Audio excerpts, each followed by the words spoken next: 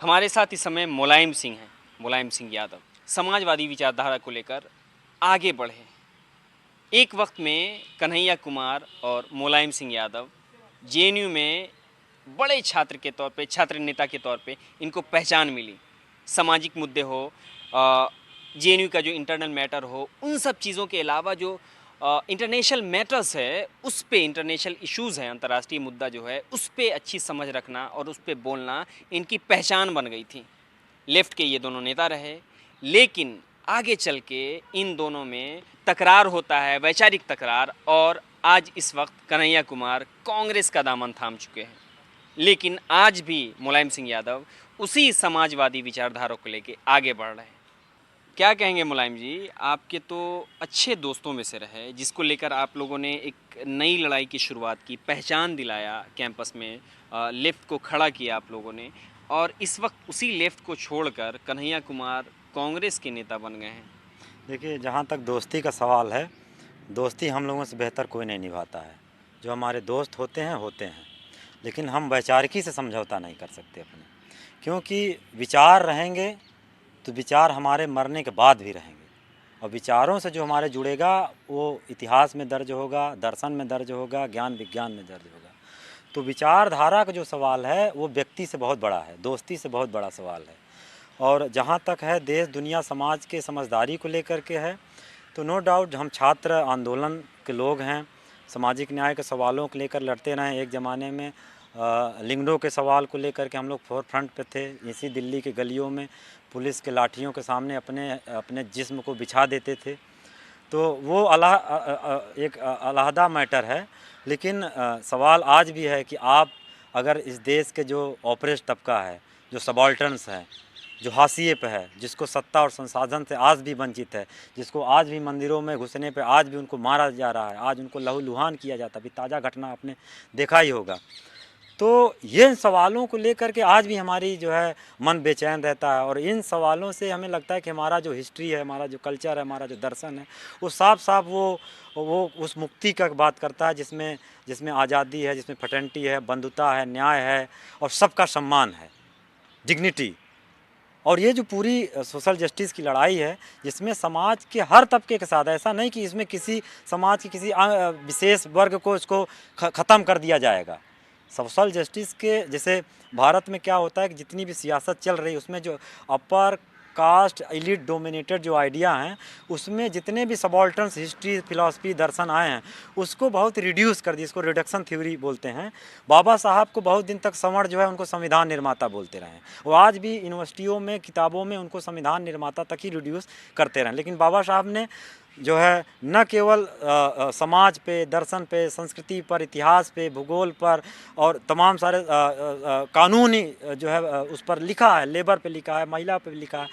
वो ऐसा कोई पहलू समाज का नहीं जिस पर बाबा साहब ने, फूले ने नहीं सोचा है, पेरियार ने नहीं सोचा है।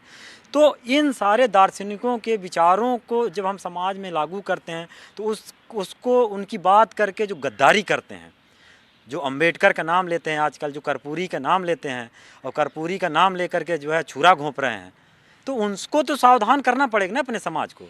मैं कह रहा हूँ कि सारे रंगे सियार जो कोई और खोल ओढ़ करके लोगों को जो है धोखा दे रहे हैं, वैचारिकी का ये दायित्व है कि उन रंगे सियारों को पहले पहचान करके उसको उस पर तुरंत स्प्रे किया जाए, उसका असली कलर में लाया जाए और तब सामने बैठ के बात हो कि भाई देखिए तुम्हारा ये रंग रूप है, तुम्हारी ये चाल ढाल है, हमारी ये है। अब देखो देश दुनिया समाज आइडिया ऑफ इंडिया कैसे बनेगा, भारत का निर्माण कैसे होगा, देश दुनिया समाज कैसे होगा, बंधुता, न्याय और जो है बराबरी और इंक्लूसिव भारत कैसे बनेगा, इसके पर आप बात करो।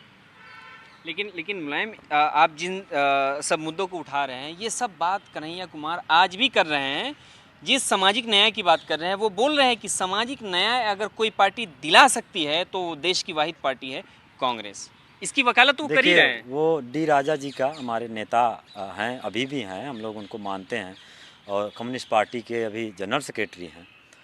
और डी राजा ने जब ये बड़ी जहाज़ वाली जो इन्होंने रूपक गढ़ा है, उस रूपक का बहुत बड़ा हमको लगता है डी राजा ने जवाब दिया है कि कम्युनिस्ट पार्टी ने इस व्यक्ति के लिए क्या क्या नहीं किया। छाती पे बैठा करके साउथ से लेकर नॉर्थ तक, नॉर्थ से लेकर के जो है साउथ तक, फिर उत्तर से लेकर पूरा पश्चिम तक, मतलब पूरा पश्चिम घूमती रही ऐसे कंधे पे बैठा करके। लेकिन सवाल यही एक नियत और जो है वैचारिक गद्दारी का नमूना जब होता है, तो जो बड़ी जहाज़ में जब लोग डूबते हैं, मरते हैं, उनकी सांस अटकती है, तो यही छोटी छोटी जहाज़ वो जान बचाने का काम आते हैं। ये स्टेटमेंट डी राजा का है, जिसको ज़मीनी सच्चाई मालूम है, जो पानियों में खेला है, जिन्होंने तैराकी सीखी है, जिनको किसी हुनर की ज़रूरत नहीं, वो हुनरमंद पैदा हुए हैं, जो गड्ढे तालाब गड्ढे में से निकल करके आज जो है इस सियासत में आए हैं, जो समुद्रों में गोता लगाए, उनको मालूम है कि छोटी जहाज़ों की क्या कीमत है। अतुल कुमार अंजान ने बहुत आरोप भी लगाया कन्हैया कुमार के ऊपर निकलने के बाद। अतुल कुमार अंजान के सामने कहाँ हो? अतुल कुमार अंजान तो भाई नहीं, यही जो आप बोल रहे हैं ना कि वो उन्होंने पहले वाली पार्टी ने क्या क्या कुछ किया। देखिए, हमारे संस्कृत में एक रूप है, पतति पततः पतंति। तो छात्र आंदोलन से निकलने के बाद पतति तो हो रहे थे, और कुछ दिन तक कम्युनिस्ट पार्टी में रहे, और कम्युनिस्ट पार्टी को जो पिछले जो अधिवेशन हुआ कांग्रेस, उसमें तो इसने मंच से जो है कन्फ्यूज पार्टी ऑफ इंडिया बोल दिया, और उसमें डी राजा एवं मरहूम गुरदास दास गुप्ता और सुधाकर रेड्डी ये सब बैठे रहे। मजाल है कोई दूसरा कामरेड, कोई दूसरे बैकग्राउंड से आने वाले कामरेड की हिम्मत है। ये जो कॉन्फिडेंस कहाँ से आ रहा है, ये कॉन्फिडेंस को समझना बहुत ज़रूरी है, इसके साइकी को, इसके सांस्कृतिक जो है रूप को समझना बहुत ज़रूरी है। और अभी तो आज़ादी मांगते मांगते ब्राह्मणवाद से जो है आप देख लीजिए कौन सा रूप आ गया है, समझे।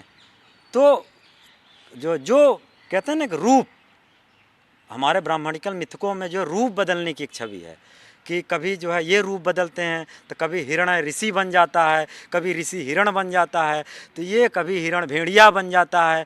ये जो रूप बदल बदल करके बहुजनों को छल रहे हैं, दूरदर्शन से लेकर के टीवी तक। तो दूरदर्शन ने तो हमको जो है हमारी जितनी दूरदृष्टि थी उसको कुंद कर दिया ये सब दिखा करके। तो दूरदर्शन एंटी बहुजन प्रोजेक्ट है, टीवी मीडिया एंटी बहुजन प्रोजेक्ट है, जिसके ये सबसे चहेते बुलबुलें हैं। ये मेड इन मीडिया का प्रोजेक्ट है, और मेड इन मीडिया के रास्ते से बिक जाएगा। अच्छा, अब आते हैं दूसरे मुद्दे पे। जिस वक्त आप लोग ये सामाजिक न्याय और की लड़ाई लड़ रहे थे, आंदोलन कर रहे थे, अभी 2014 से पहले, चाहे कैंपस हो कैंपस के बाहर, आंदोलन आप लोग खुल के कर पा रहे थे, विरोध दर्ज कर रहे थे, सरकार की नीति हो या योजना हो सरकार के खिलाफ। अभी मौजूदा वक्त में अगर छात्र संगठन या छात्र कोई विरोध कर रहा है, चाहे वो किसान हो, नौजवान हो, तो या तो उनके ऊपर कोई केस दर्ज कर दिया जा रहा है या फिर उनको उठा लिया जा रहा है। आप देख रहे हैं कैसे मतलब हालात बदल गए हैं। दरअसल क्या है ना, लोकतंत्र के हत्यारे जब लोकतंत्र के गद्दियों पर बैठेंगे, लोकतांत्रिक संस्थाओं में आ जाएंगे, तो लोकतंत्र की महिमा कहाँ बचेगी, उसकी वैल्यू कहाँ बचेगी। सवाल ये है ना कि लोकतंत्र वहाँ सर्वाइव करेगा जहाँ लोकतांत्रिक वैल्यू के लोग हों। इंस्टीट्यूशन कुछ अपने आप में नहीं होता ना, जीवन तो तब होता जब वहाँ उस लोकतांत्रिक मूल्य और सोच के व्यक्ति वहाँ बैठे। मैं कह रहा हूँ एक कास्टिस्ट आदमी है, कास्टिस्ट आदमी का संविधान में कोई जगह नहीं है। एक जो है मजहबी कट्टर आदमी का कोई जगह नहीं है। एक जो है कम्युनल आदमी का सामाजिक संविधान में कोई जगह नहीं है। जब वो संवैधानिक जो पोस्ट पर रहेगा, या स्टेट उसको जो है किसी भी मजहब, जाति, लिंग भेद पर डिस्क्रिमिनेट नहीं करेगा। लेकिन रेपिस्ट, दंगाई, बलवाई वही सत्ता चलाने लगे, वही लोकतांत्रिक संस्थाओं को कब्जा करने में, तो न्याय कहाँ मिलेगा। महिलाओं के साथ जो रेप हो रहा है, तो रेपिस्ट सत्ता में है, तो मांग रेप से न्याय किसको देंगे।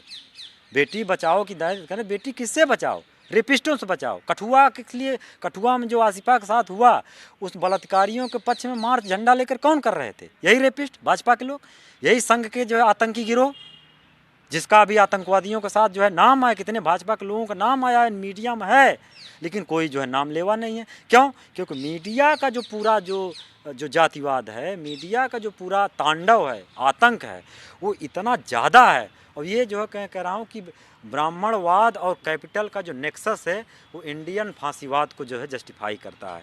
मतलब अगर आप कहें कि हु इज़ द, मतलब इंडियन फांसीवाद किसको कहते हैं, तो उसको कहते हैं कि इंडियन फांसीवाद दो तत्व से मिला है, एक ब्राह्मणिज्म, दूसरा कैपिटलिज्म। जब ये दो ताकतें एक साथ आती हैं तो इंडियन फासिज्म का उदय होता है। तो ये जो अभी मोदी का रिजीम जो 7 साल चला है, ये उभार है उसका, और उसका लगाम जो है देश का जो समाजवादी ताकतें हैं वही कर पाएंगी, क्योंकि ये जब उफनाए थे 90 में, तब भी इनका जो है नकेल उन्हीं लोगों ने कसा है। तो आज भी जितने भी डेमोक्रेटिक जो है समाजवादी विचारधारा, बहुजन विचारधारा की मानने वाली पार्टियां हैं, उनके बीच में संवाद जारी है। यूपी में भी चुनाव हो रहा है, तो छोटी छोटी जितनी भी पार्टियां हैं उनके बीच में जो एका बनाने की कोशिश चल रही है, और हमको लगता है समाजवादी नेताओं ने इसमें बड़ा दिल खोल करके इसमें आगे आए हैं। और मैं कह रहा हूँ, कभी आज तो बिहार का इलेक्शन भी आ रहा है कुशेश्वर स्थान और तारापुर से, तो वहाँ आप भी देख लीजिए किस तरीके समाजवादियों ने ही टक्कर वहाँ पर दिया। एक सीट जब जबरन खींच तान करके उन लोगों ने फिर से जिस तरह से विधानसभा चुनाव में उन्होंने मीडिया और शासन प्रशासन का चक्र कुचक्र रच करके जीता था, ये यहाँ भी देखे जा रहे हैं। दोपहर में अभी फिर उन्होंने पूरी काउंटिंग को जो स्लो कर दिया, लोग वहाँ नारा लगा रहे हैं आरजेडी के लोग। तो मैं कह रहा हूँ कि हमारी लड़ाई समझ लीजिए कई मोर्चे पे होती है। हमारी लड़ाई एक साथ जो है मीडिया से भी हम लड़ रहे होते हैं, एक साथ समाज के जो जितने भी जो गला फाड़ प्रोपेगेंडिस्ट होते हैं, जो चट्टी चौराहे पे बैठ करके जो है कथा बाँचते रहते हैं, उल जुल प्रोपेगेंडा फैलाते थे, झूठ फैलाते हैं, उनको भी वो करते रहते हैं। साथ साथ हमारे समाज को जो है सामाजिक और शैक्षणिक रूप से तैयारी भी कराना है, उनके पास किताबें भी पहुंचाना है, विचार भी पहुंचाना है, बहुजन आइडिया भी पहुंचाना है। इसके साथ साथ हमारे लोगों को अपने साथ मिला करके जो है ये ब्राह्मणवादी मोह में उनको कुछ दे करके और उनके साथ अपने साथ मिला करके, तो हमारी जो हम जब लड़ते हैं तो एक साथ हम 10 मोर्चे पर लड़ रहे होते हैं, और वो लड़ते हैं तो सिर्फ एक टारगेट करते हैं। लेकिन आप जो डेफिनेशन दे रहे हैं इंडियन फासिज्म का, वो तो आप इस वक्त अभी ब्राह्मण तबका उसके बाद पूंजीपति दोनों सरकार के साथ, आप कैसे बोल रहे हैं कि ये दोनों विद्रोह करेंगे, इन दोनों को मिलकर? इनका कौन, ये क्यों विद्रोह करेंगे? ये दोनों मिलकर काम खेल कर रहे हैं पूरा। मैं कह रहा हूँ बनिया एक वर्ग है, मैं इसको दो चीज़ पर, ब्राह्मणिज्म के प्रोजेक्ट का दो बहुत बड़े हिस्सेदार हैं। तो हमारे समाज में जो पूरा ब्राह्मणिकल आइडिया इस्टेब्लिश है, या उसका जो पूरा मैं कहिए कि जो कब्जा है, समझे, हेजमिनी है, वो उसके दो बहुत बड़े पिलर हैं। एक है ब्राह्मण, दूसरे हैं बनिया। ब्राह्मण क्या है, इस पूरे ब्राह्मणिकल प्रोजेक्ट का डिफेंडर है, वो पूरे ब्राह्मणिकल नैरेटिव कल्चरल हेजमिनी को डिफेंड करता है। क्योंकि बनिया आज शुरू से ही जो है अपने सम्मान को लेकर कोई बनिया को कोई इज्जत नहीं करता है, ये एक सच है। कोई कम्युनिटी बनियों को नहीं इज्जत करती। तो बनिया क्या कहता है, फंडर है, वो ब्राह्मणिकल आइडिया से जुड़ कर उसको फंड करता है। कभी लड्डू बांटेगा, कभी बूंदी बांटेगा, कभी बतासा बांटेगा, शहरों से कोई यात्रा निकल रही तो उसमें पानी पिलाएगा, क्यों? उसको सम्मान मिल जाए। तो ये पूरे ब्राह्मणिकल हेजेमनी का दो पिलर हैं, एक ब्राह्मण, दूसरे बनिया। एक डिफेंडर है जो डिफेंड करता है मीडिया में बैठकर, किताबों में, हिस्ट्री में, ज्योग्राफी में, और जो है दूसरा जो है सांस्कृतिक महोत्सव लगवाएगा, उसमें करोड़ों करोड़ों का चंदा देगा। जितने व्यापारी देखिए राम मंदिर के लिए जितना कल्चरल आरएसएस का जितना कल्चरल प्रोग्राम चल रहे हैं कल्चर के नाम पर, वो जितना आतंकी अड्डे हैं इनके, सबका फंडर बनिया है। लेकिन सबका फंडर बनिया है। उसमें जैनी भी, मैं तो जैनियों को समझता हूँ कि दार्शनिक गद्दार हैं ये बनिए। ये अपने दर्शन से कितनी बड़ी गद्दारी, कहाँ एंटी ब्राह्मणिकल फिलॉसफी जैनिज्म निकल के आता है, ये बनिए सब घोट के पी गए उसको। ये गद्दारी किए हैं अपने दर्शन से, ये तीर्थांकर से गद्दारी किए हैं, ये जैन दर्शन से गद्दारी किए हैं लोग। और ये सब वर्ण व्यवस्था के बनिए हैं, ये वर्ण व्यवस्था के पूजक बनिए हैं जिन्होंने जैनिज्म से गद्दारी की। और जैनी आज इस डिफेंडर वाले प्रोजेक्ट में सबसे ज़्यादा है। नाथ पंथ एंटी ब्राह्मणिकल जो है थॉट्स ऑफ पंथ था, आज उसको जो है एक योगी आदित्यनाथ, अजय बिष्ट ने कब्जा कर लिया। उसके मामा लोगों ने जबरन कट्टा बंदूक के बल पे कब्जा किया है गोरखनाथ को। गोरखनाथ वहाँ के निषादों और यादवों का जो है गुरु रहे हैं गोरखनाथ, मसेंद्रनाथ मल्लाहों के गुरु रहे हैं, लेकिन उन्होंने कब्जा कर लिया बंदूक के बल पे। जो इनका आतंक है जबरन शस्त्र के बल पे, और इनके अंदर जो बहुजन के अंदर जो बुद्ध की जो अहिंसा है, जो अमन है, वो अभी तक कहीं ना कहीं बुद्धिज़्म अपने अंतःस्थल में बसा हुआ है। नहीं तो जिस दिन ये कम्युनिटियाँ विद्रोह कर देना तो ये भारत जो है लहूलुहान हो जाए। बहुत संख्या है, 52% तो मंडल कमीशन के हिसाब से सिर्फ ओबीसी हैं, 16 से 18% सिर्फ दलित हैं, 8 से 10% आदिवासी हो गए हैं। महिला को मिला दीजिए तो 90 के ऊपर जा रहा है। इन्होंने कभी पलट कर वार नहीं किया। नहीं पलट कर वार कर दें तो यहाँ कम्युनिटियाँ ख़त्म हो जाएं। ये बुद्ध की कहीं न कहीं करुणा है, ये कहीं न कहीं बुद्ध के जो दर्शन है, जो कहीं न कहीं अंतःस्थल पे आज भी काम करती है। लोग लड़ाई झगड़ा दंगा फसाद अवॉइड करते हैं, शांति से रहना पसंद करते हैं। आपको लग रहा है कि अब देश में जागरूकता आने लगा है, जितने भी SC ST माइनॉरिटी के लोग हैं? जागरूकता कब से आने लगी? जब से मंडल कमीशन आया। ओबीसी मैं आज भी नमन करता हूँ अर्जुन सिंह का और बीपी सिंह का। ये दो शख्सियत इंडियन पॉलिटिक्स में नहीं आए होते तो आज ओबीसी को कोई पूछने वाला नहीं था। मैं अर्जुन सिंह का मतलब आज हमारे बीच में नहीं है, लेकिन मैं उनके आत्मा को सलाम करता हूँ और यही प्रकृति से दुआ करता हूँ कि जो है वो नहीं होते तो ओबीसी का उद्धार नहीं होता, मंडल कमीशन नहीं आया होता तो आज हम यूनिवर्सिटियों में नहीं होते। तो जो आप देख रहे हैं चेतना, ये चेतना अंबेडकर के विचार से है, फूले के विचार से, पेरियार के विचार से, जगदेव बाबू के विचार से, कर्पूरी के विचार से। ये हम किताब तो आ करके जब अपना जबरन हम लोग खरीद करके अंबेडकर स्टूलों पे समतामूलक जो है स्थलों पे जा करके उन जगहों पे हमको मिले जहाँ से हम पढ़ रहे हैं, अंबेडकर रचनावली को पढ़ रहे हैं, फिर पेरियार रचनावली का उसकी किताबें लिखी जा रही हैं, हम लोग भी उस पर टर्म पेपर लिख रहे हैं, लेख लिख रहे हैं, आर्टिकल लिख रहे हैं, पढ़ रहे हैं, तब हम अपना इतिहास भूगोल खगाल रहे हैं। और अभी भी हमारा इतिहास भूगोल सिर्फ 8 से 10% शोध हुआ है। आप चले जाए किसी यूनिवर्सिटी में, मंडल कमीशन की जो है 5000 से 7000 बिरादरियाँ हैं। अब न जुलाहों पर कुछ मिलेगा आपको, न अंसारियों पर मिलेगा, न धुनिया नुनिया लोहार तेली तंबोली लखेरा कचेरा चुड़ियार किसी पर नहीं मिलेगा। इनके जीवन शैली, इनका टेक्नोलॉजी सब पर गायब है, कोई तक रिसर्च नहीं। सिर्फ गांधी नेहरू अब ये जो है माफी वीरों का पे रिसर्च करवाना शुरू कर दिए हैं लोग। तो मैं कह रहा हूँ कि पूरी शिक्षा शास्त्र इनके कब्जे में है।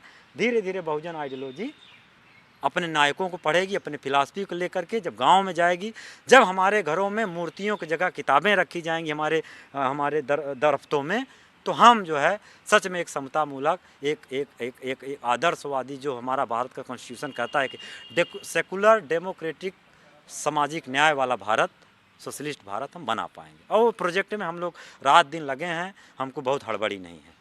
हमारी कई पीढ़ियां खप गई, हम भी खपाएंगे, लेकिन अपने समाज को हम वैचारिक रूप से लैस करेंगे और जो उससे गद्दारी कर रहा है उससे सवाल भी उठाएंगे। अपने लोग भी, हमारे लोग भी जो गद्दारी कर रहे हैं उनको भी हम आइडेंटिफाई करेंगे, वो चाहे वो किसी बिरादरी को हो, चाहे हमारे बिरादरी क्यों ना हो। अगर वो जो है बहुजन दर्शन से गद्दारी कर रहा है, हमारे सामाजिक न्याय के रास्ते में रोड़ा बन रहा है, तो हम उसका टंगिया हम लोग तोड़ेंगे। ये हमारा एकदम क्लियर अंडरस्टैंडिंग है। इसमें कोई ये सरकार तो दावा कर रही है कि जिस बनिया की बात कर रहे हैं कि आपको इज्जत नहीं मिल रही है, तो ये सबका साथ, सबका विकास, सबका विश्वास इस सरकार के आने के बाद तो हुआ है। मतलब वो जो सबको बराबर, अभी पूरे किसान आंदोलन में सबका विश्वास लग, जाटों को भी लग रहा था सबका विश्वास, हमारा भी विश्वास है। जिस तरीके से जाटों को कूटा गया, अब वो कह रहे हैं भाई आप लोग सही कह रहे थे। मतलब अभी तक तो पूरा 17 का पूरा जो चुनाव योगी जीते हैं वो 2 लाइन पे जीते हैं ना, एंटी यादव एंटी मुस्लिम, यही तो बड़ा बड़ा झंडा बैनर है, यही सबसे बड़ा खुराक है जहर का। अगर मुसलमान और यादव का जहर निकाल दीजिए तो बाकी जातियों पर रस लेने का क्या है। पुष्पेंद्र यादव का इनकाउंटर हुआ, मुस्तकीम सिद्दीकी का इनकाउंटर हुआ, मुनाज का इनकाउंटर हुआ, जो है ब्रजपाल मौर्य का इनकाउंटर हुआ, क्या नाम है जितेंद्र जिम्नास्टिक है, आज भी वो खड़ा नहीं हो पा रहा है। ऐसे सैकड़ों लोगों का कत्लेआम कर दिया गया इनकाउंटर के नाम पर। जब सब जातियों का नंबर आ रहा है, नुनिया धुनिया से लेकर मौर्य कुशवाहा सब मारे जा रहे हैं, सब किसान बिरादरियों को, आर्टिजन बिरादरियों को लग रहा है। प्रजापतियों को मारा गया गोरखपुर में, कोई उनके लिए नहीं निकला। उनको लगता है कि अब राम राज आएगा तो हम किलकारी मारेंगे, पीकेंगे। लेकिन योगी नाथ हैं, जिसका अभी अखिलेश जी ने एक बयान दिया है कि इनकी फाइल समाजवादी कार्य जो है, जब चीफ मिनिस्टर थे अखिलेश जी, बदले के भावना से उन्होंने काम नहीं किया, बोले वापस कर दी। और उनको आज अफसोस है कि उस फाइल पर साइन कर दिए होते तो आज योगी जेल में होते। उन्होंने कहा कि गैंगस्टरों की फाइल आई थी हमारे पास उत्तर प्रदेश की और हमने साइन नहीं किया। अफसोस है। हमें लगता है कि फिर से हमें लगता है कि इस बीच जितना सपा सुप्रीमो अखिलेश यादव की जो चेतना निर्माण हुआ है, वो चेतना ऐसा नहीं, वो चेतना जो उत्तर प्रदेश में जो कोहराम मचा, जो क्राइसिस आई और जो उन्होंने देखा कोरोना काल में, उससे उनका मन बहुत व्यथित हुआ। और जिस तरीके से भी जिला पंचायत चुनाव में महिलाओं का के साथ जो अभद्रता, उनकी साड़ियाँ खींची गई, ब्लाउज खींचे गए, उनको उनके इस असमत को जो है लहू लुहान किया गया। एक मुख्यमंत्री, शालीन मुख्यमंत्री के लिए कैसे सहन हो सकता है। जिसने जेंडर को के ट्रांसपेरेंसी को लेकर इतने काम किए, महिलाओं को आगे बढ़ाने के लिए काम किए, 100 डायल इतने ट्रांसपेरेंस जो है व्यवस्था लेके आई कि कहीं भी कोई क्राइम हो उसका एक जो है एक ट्रांसपेरेंट ट्रीटमेंट हो। कोई भी अपना केस हिस्ट्री देखना चाहे तो बाई रिकॉर्डिंग वो देख सकता है। लैपटॉप, मैं आपको बता दूं कि बड़े बड़े लोगों के पास जब कंप्यूटर होता था ना, तो कोई हम जैसे लोग अगर छू लें अगर, तो कहते खबरदार छूना मत।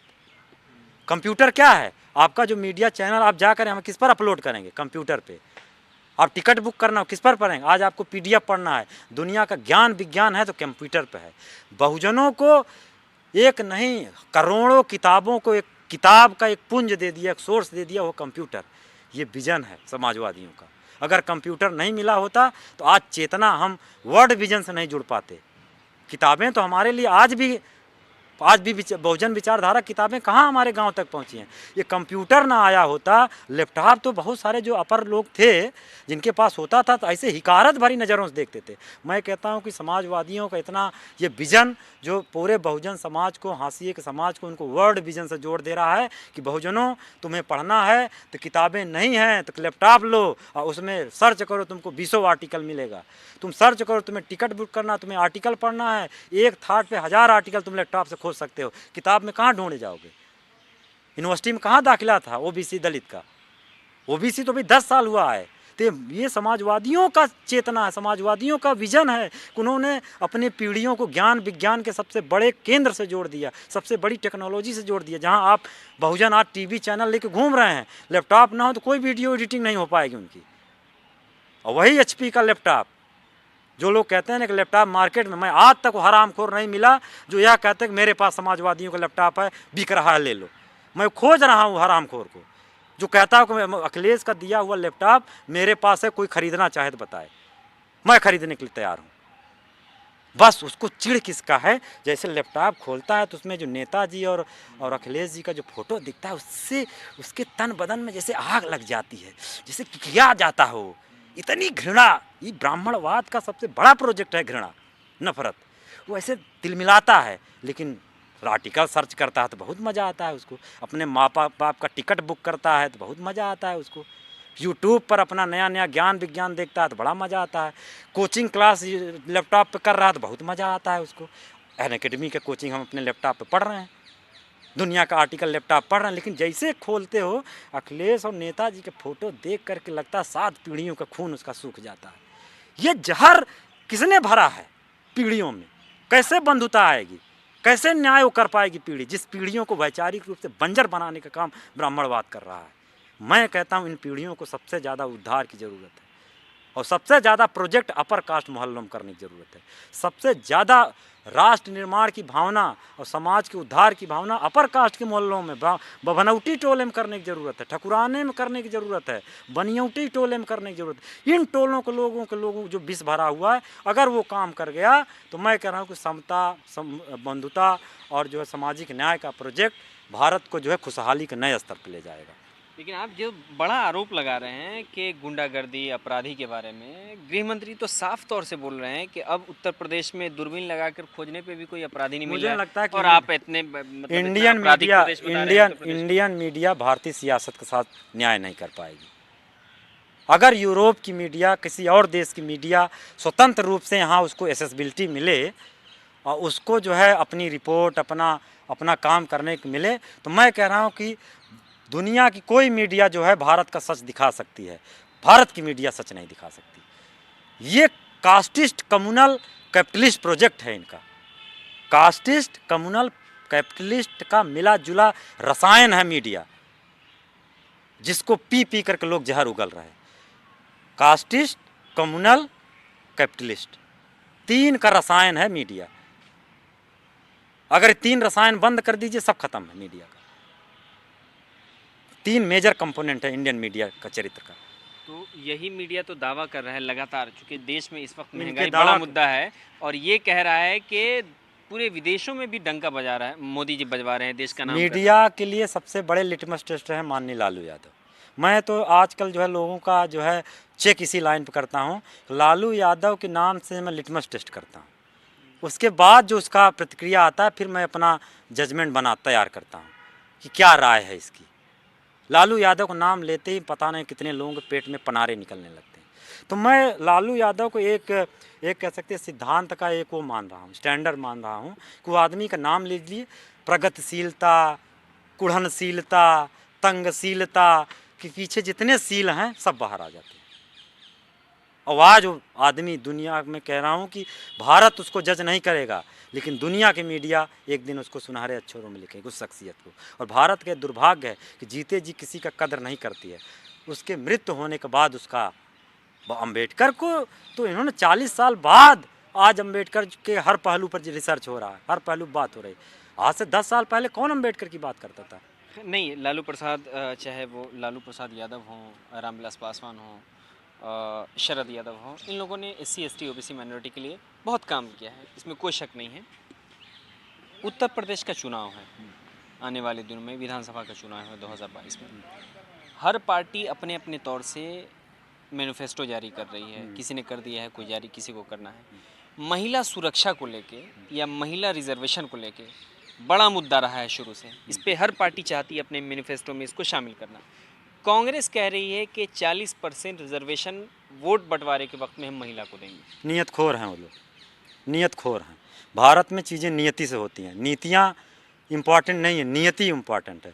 जो आदमी, मैं कह रहा हूँ सोनिया जी का मैं बहुत रिस्पेक्ट करता हूँ, सोनिया जी के नियत में कोई खोट नहीं है।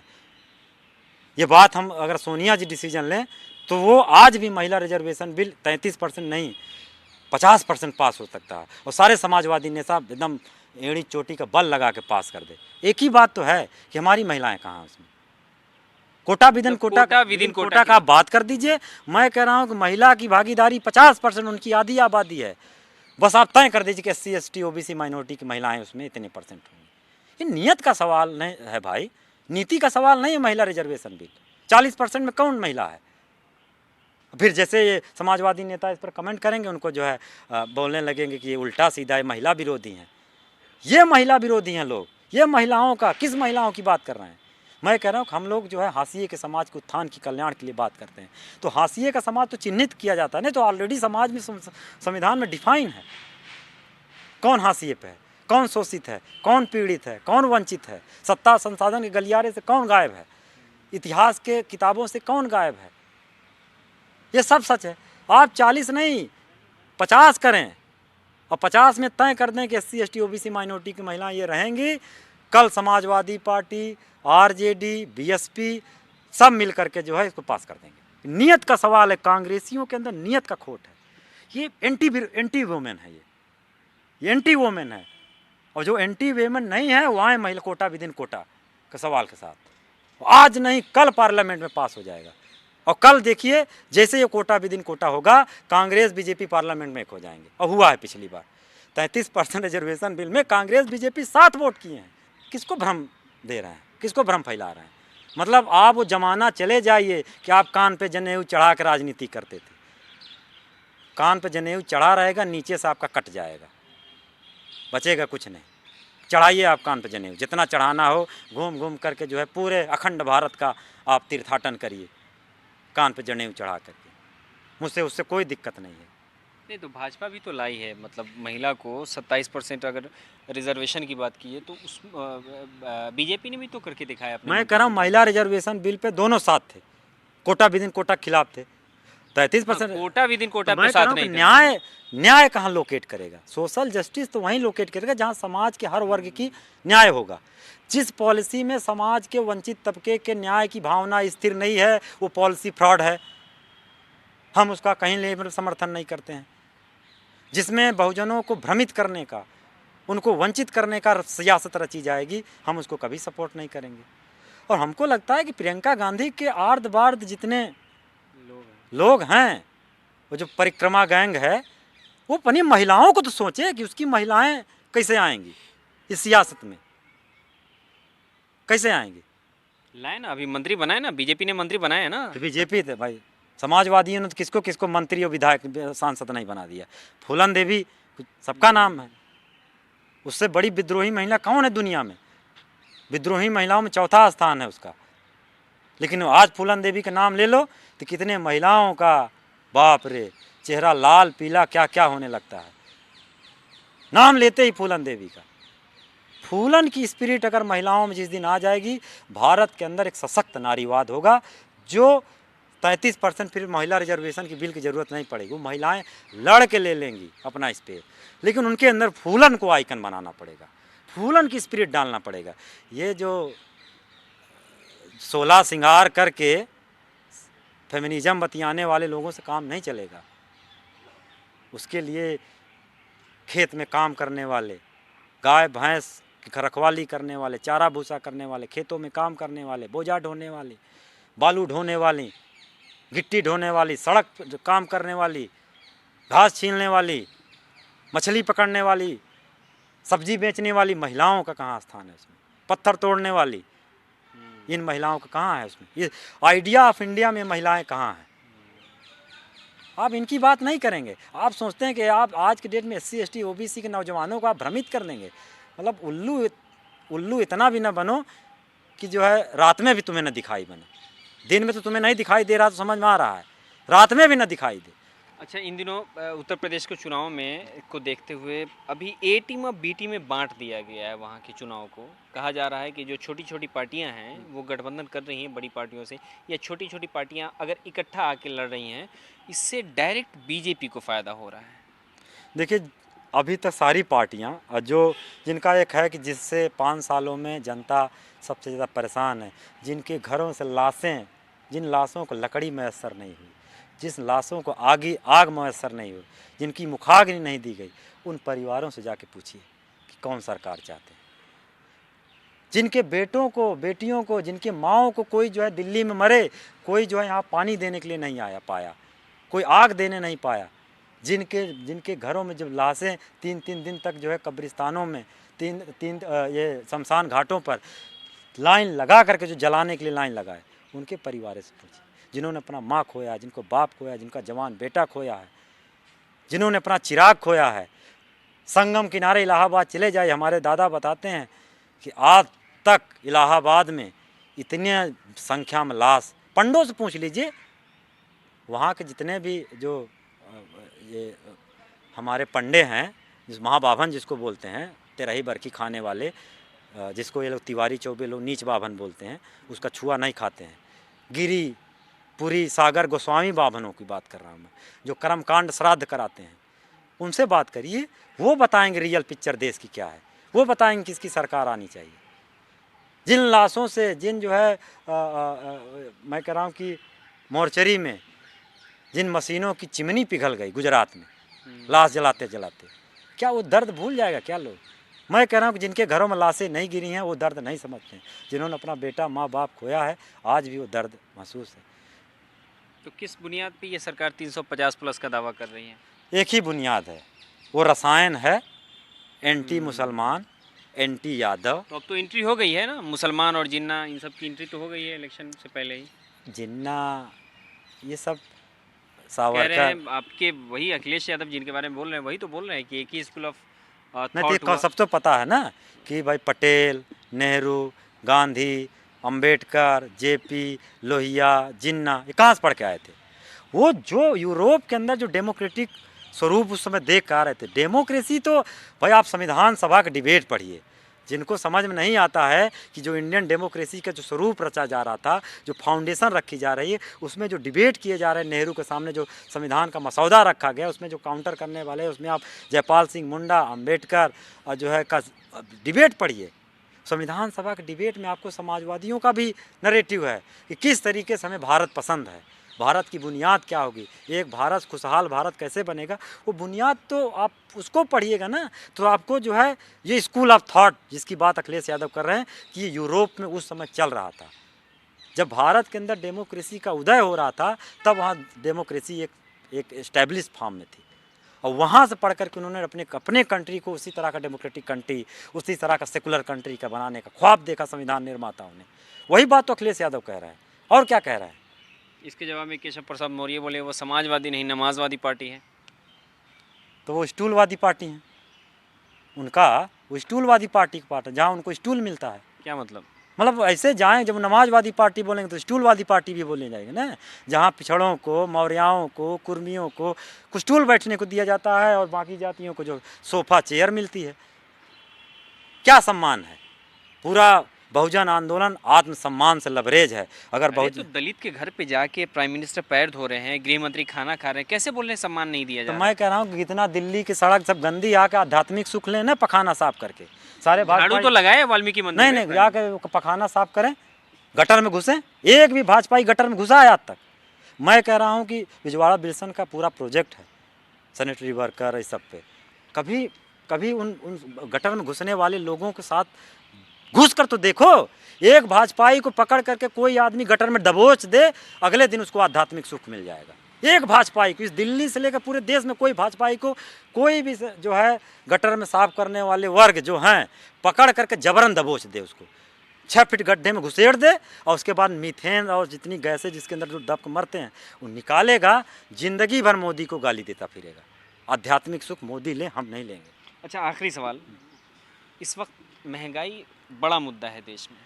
आप देख रहे हैं कि कैसे गैस का दाम, पेट्रोल का दाम, डीजल का दाम, सरसों तेल का दाम, कमर्शियल गैस का दाम आसमान छू रहा है। सरकार, मीडिया, अखबार कोई बात नहीं। देखिए क्या है ना, महंगाई की मार किस पर पड़ती है? जो अंतिम हासिल, ट्रैक्टर कैसे चलेंगे किसानों के, डीजल महंगा हो, ट्रक कैसे जाएंगे, टम्पी सेट कैसे चलेंगे, उसमें तेल नहीं डलेगा तो कैसे सिंचाई होगी? और जब सिंचाई नहीं होगी, खेत की सिंचाई नहीं होगी, ट्रैक्टर से जुताई नहीं होगी, तो ये बैठ करके परजीवी खाएंगे क्या? 3 टाइम नाश्ता किसका करेंगे? कैसे मैकरोनी खाएंगे, कैसे पास्ता खाएंगे, कैसे मैगी खाएंगे, कैसे पिज्ज़ा खाएंगे? कहाँ से चीज़ आएगी? कौन बना के देगा? कौन पैदा करेगा? बेसिकली परजीवियों की जमात है, जिसके बारे में डीपी चट्टोपाध्याय ने बहुत अच्छी एक चैप्टर लिखा है बाकायदे, पैरासाइटिज्म ऑफ इंडियन प्रिस्टहुड। पढ़ना चाहिए। परजीवी जात एकदम क्लियर है इस देश में। श्रमण परंपरा, ब्राह्मण परंपरा, श्रमजीवी, परजीवी, क्लास, वर्ग संघर्ष यहाँ एकदम क्लियर है। ये वर्ग संघर्ष जो हम लोग जिस समाजवादी बात करते हैं, ये वर्ग संघर्ष 2 के बीच में चल रहा है। एक परजीवी, दूसरा श्रमजीवी। एक श्रमण परंपरा, दूसरी ब्राह्मण परंपरा। और जिसको छोटू राम शब्द में, एक कमेरा है, एक लुटेरा है। ये वर्ग संघर्ष चला आ रहा है बुद्ध के समय से, और लड़ाई चलेगी जब तक समता, न्याय, बराबरी नहीं आएगी, तब तक ये जंग चलता रहेगा, जंग चलती रहेगी। क्योंकि मानव सभ्यता का विकास ही एक बेहतर दुनिया को गढ़ने के लिए हुई है। हर मानव हर काल में एक बेहतर दुनिया का सपना ले करके आया है, और उस सपने को पूरा करने के लिए लड़ता रहा है, मर गया है, शहादत दिया है। वो बेहतर दुनिया जो अम्बेडकर के सपने में थी, जो आइडिया ऑफ इंडिया जो भारत के संविधान के डिबेट में है, जो कर्पूरी में है, जो जगदेव में है, जो बीपी मंडल में है, वो सब साकार होंगे जब इस वर्ग के लोग सत्ता और संसाधन की नुमाइंदगी करेंगे। तब जाकर के भारत उन्नत भारत, खुशहाल भारत बनेगा।